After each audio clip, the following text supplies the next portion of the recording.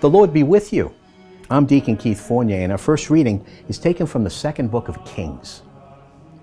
Naaman, army commander to the king of Aram, was a man who enjoyed his master's respect and favor, since through him Yahweh had granted victory to the Aramaeans.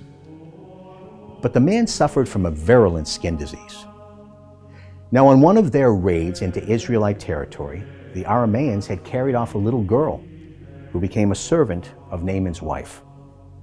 She said to her mistress, "If only my master would approach the prophet of Samaria, he would cure him of his skin disease." Naaman went and told his master, "This and this," he reported, "is what the girl from Israel has said." "Go by all means," said the king of Aram. "I shall send a letter to the king of Israel."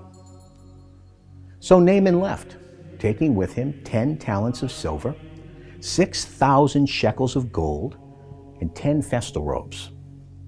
He presented the letter to the king of Israel. It read, "With this letter, I am sending my servant Naaman to you, for you to cure him of his skin disease." Now when the king of Israel read the letter, he tore his clothes. "Am I a god to give death and life," he said, "for him to send a man to me and ask me to cure him of his skin disease? Listen to this and take note of it, and see how he intends to pick a quarrel with me."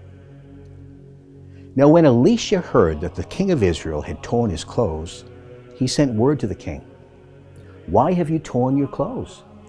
Let him come to me, and he will find there is a prophet in Israel." So Naaman came with his team and chariot and drew up at the door of Elisha's house.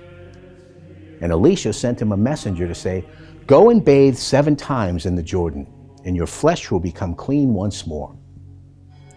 But Naaman was indignant and went off saying, "Here was I, thinking he would be sure to come out to me and stand there and call on the name of Yahweh his God and wave his hand over the spot and cure the part that was diseased.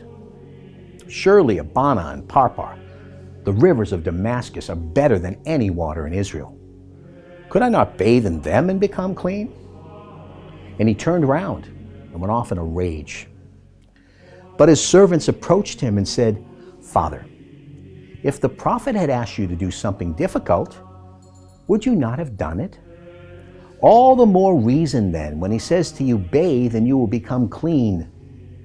So he went down and immersed himself 7 times in the Jordan, as Elisha had told him to do. And his flesh became clean once more, like the flesh of a little child. Returning to Elisha with his whole escort, he went in and presenting himself said, "Now I know that there is no God anywhere on earth except in Israel. Now please, accept a present from your servant." And our response is taken from Psalm 42.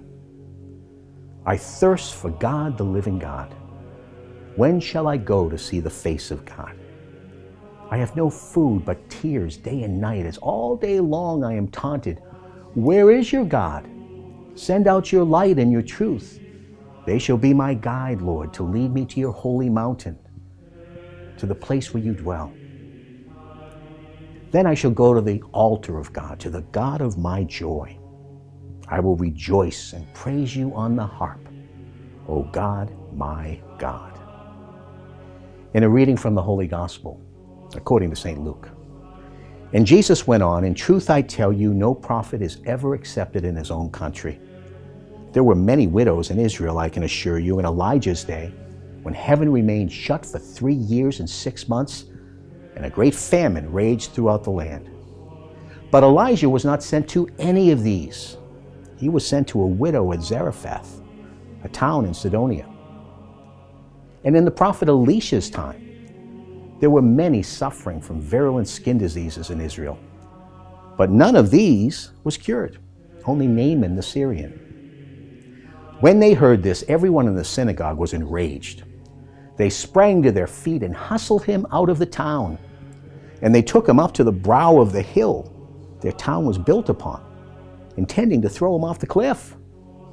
But he passed straight through the crowd and walked away. The Gospel of the Lord.